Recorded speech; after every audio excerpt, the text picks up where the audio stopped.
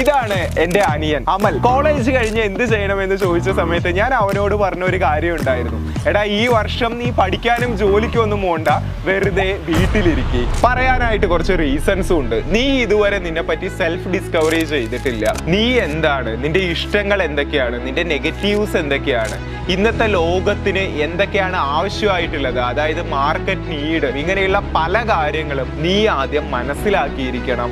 +2 കഴിഞ്ഞു, അടുത്ത വർഷം തന്നെ കോളേജ് കഴിഞ്ഞ അടുത്ത വർഷം തന്നെ MBA അല്ല എന്നുണ്ടെങ്കിൽ എന്തെങ്കിലും ജോലിക്ക് പോവുക. ഈ രീതിയിൽ ബ്ലൈൻഡ് ആയിട്ട് നീ പോവുകയാണ് എന്നുണ്ടെങ്കിൽ നിന്റെ 30s ആവുന്ന സമയത്തായിരിക്കും നീ ദുഃഖിക്കേണ്ടതായിട്ട് വരുന്നുണ്ടാവുക. നീ പോകുന്ന സ്പീഡിനെക്കാളും ഏറ്റവും ഇമ്പോർട്ടന്റ് ഡയറക്ഷൻ ആണ്. മോനെ, അതും പറഞ്ഞ് ഈ 1 ഇയറിനിടയിൽ എപ്പോഴെങ്കിലും പെണ്ണ്, പ്രേമം, കള്ള്, കഞ്ചാവ് എന്നൊക്കെ പറഞ്ഞ് എവിടെയെങ്കിലും നിന്റെ പേര് കേൾക്കുകയാണെങ്കിൽ അന്ന് നീ തീർന്നടാ.